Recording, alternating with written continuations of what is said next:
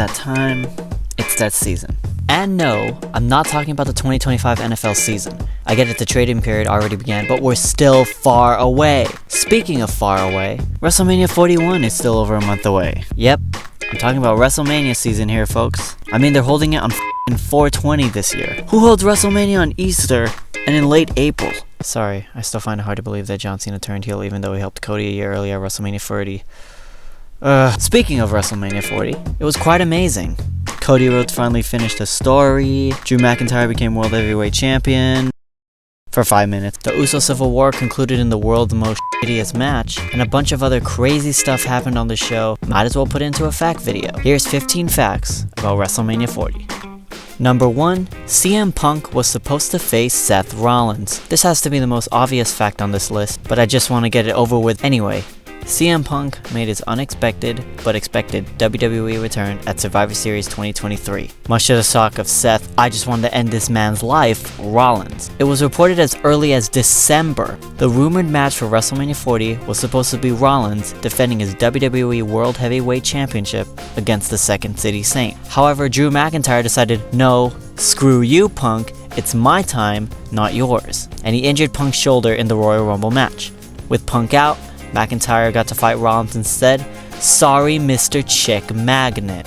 Number 2, it was the first WrestleMania not controlled by the McMahon family. For over most of WWE's existence, it had been run by Vincent Crazy Kennedy McMahon. He was the owner and the booker for the first 39 WrestleManias. With a scandal that prompted McMahon to step out of WWE management in late 2022, there were rumors that the company would be put up for sale. And in September 2023, they were officially sold to Endeavor, which was the first time WWE had ever been sold outside of the McMahon family. And with Triple H running creative, you can officially say that the McMahon era ended at WrestleMania 40, and a new era began.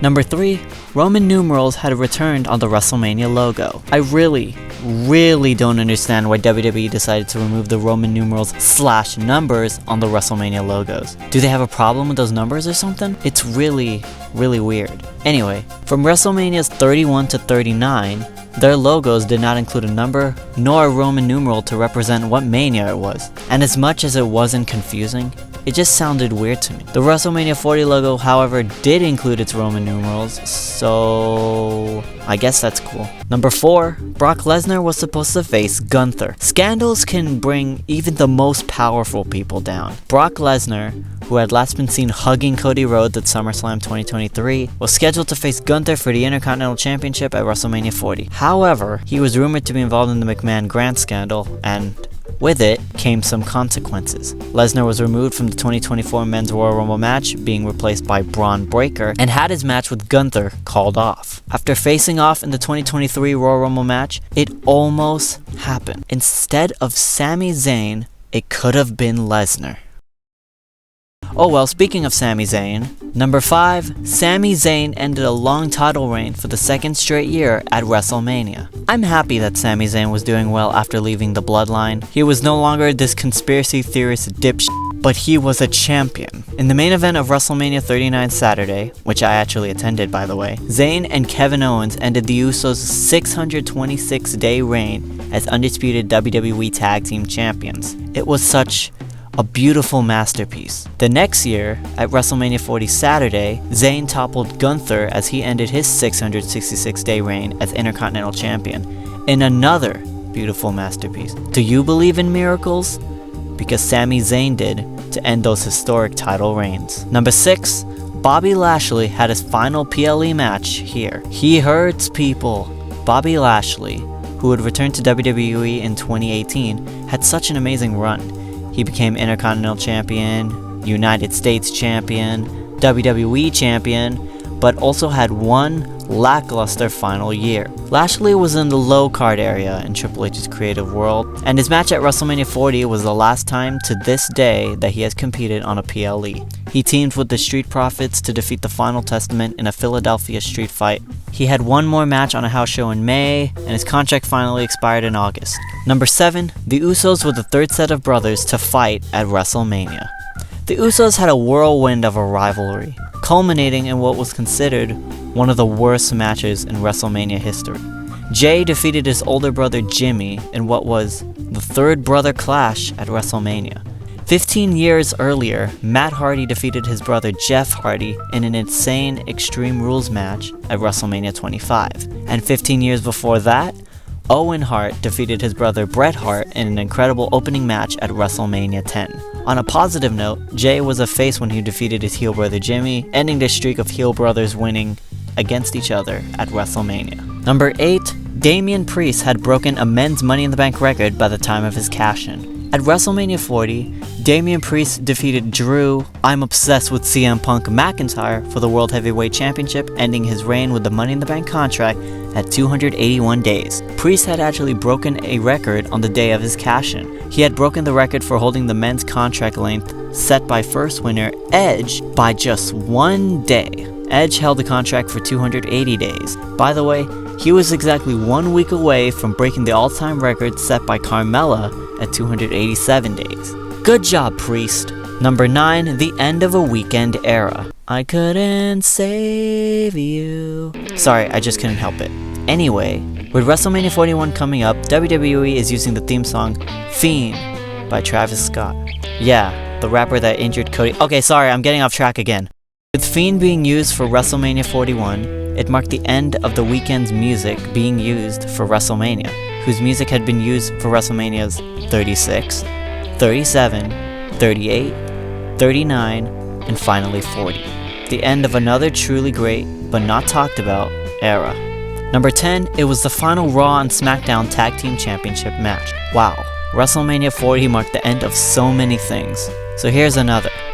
WrestleMania 40 saw the Undisputed Tag Team Championship finally separate back into the Raw and SmackDown Tag Team titles once again. It was the last time the titles were defended under that name, as the Raw belts became the World Tag Team titles, and the SmackDown belts became the Tag Team titles. RIP the penny belts. You were great. Number 11, Roman Reigns tied and broke a WrestleMania record. Roman Reigns, the big dog, the tribal chief, the OTC, the YTC, whatever you want to call him, he has accomplished so much in WWE. Despite having lost his undisputed WWE Universal title at WrestleMania 40, he did leave Philadelphia with some new accomplishments. With him main eventing both nights of WrestleMania 40, he tied Hulk Hogan for most WrestleMania main events at 8 and broke it with 9. In his 15-year WWE career, he's main evented WrestleMania 9 times. Throw those ones up.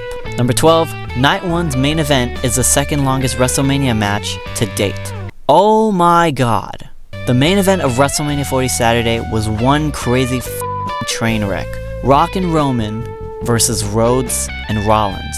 No interference, just amazing wrestling. Rock told the referee to go fuck himself since he's the final boss. Seth stomped Roman on his damn head. Rhodes hit a Cody cutter and a rock bottom on Rock. Roman speared Rollins through the barricade. Rock hit Cody with the weight belt and taunted his mama. It was amazing. All of that when 44 minutes and 33 seconds. Holy sh**. It was the second longest match in WrestleMania history, just behind the Bret and Shawn Iron Man match from WrestleMania 12 that went 1 hour, 1 minute, and 56 seconds.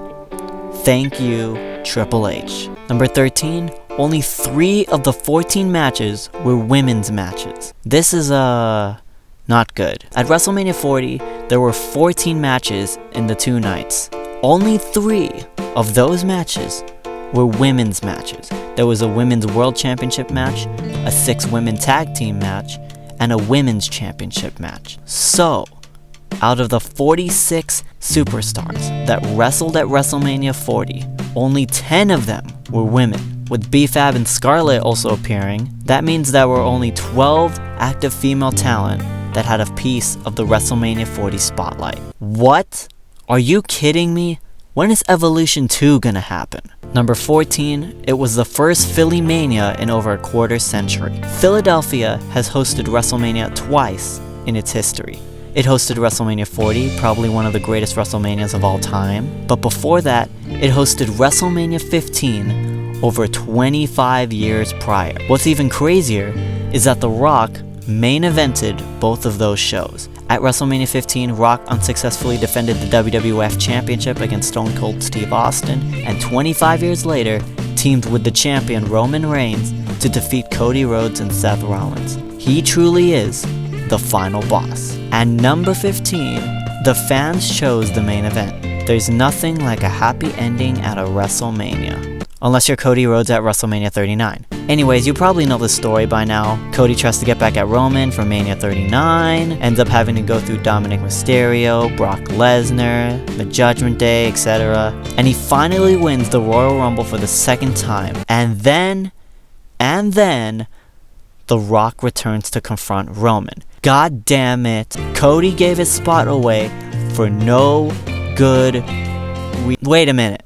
The fans kept chanting, and social media kept saying, "We want Cody." It's like 2014 all over again. And because of the fans, the main event became Roman versus Cody. Cody won, and he's been champion ever since. Well, for now. See you at WrestleMania 41.